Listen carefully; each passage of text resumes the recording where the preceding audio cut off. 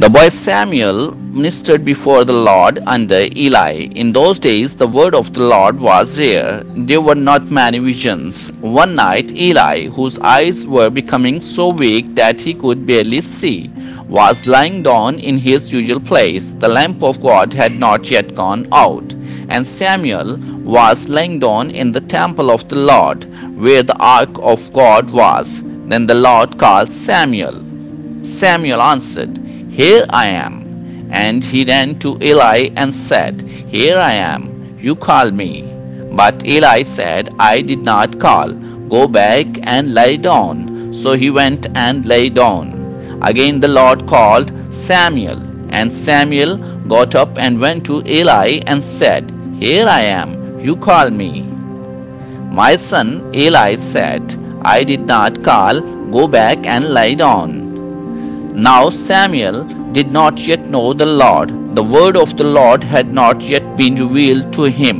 The Lord called Samuel a third time. And Samuel got up and went to Eli and said, "Here I am. You call me."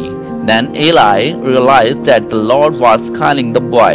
So Eli told Samuel, "Go and lie down, and if he calls you, say, 'Speak, Lord, for your servant is listening.'" So Samuel went and lay down in his place. The Lord came and stood there, calling as at the other times, "Samuel, Samuel." Then Samuel said, "Speak, for your servant is listening." And the Lord said to Samuel, "See, I am about to do something in Israel that I will make the ears of everyone who hears of it tingle.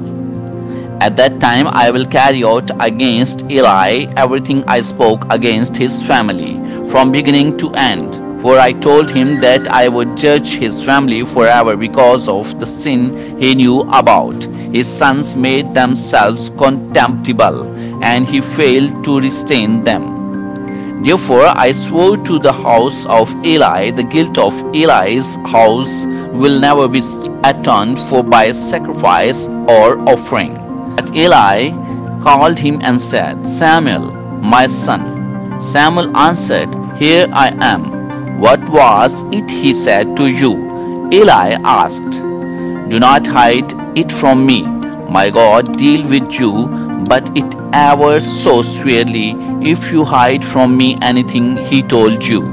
So Samuel told him everything, hiding nothing from him.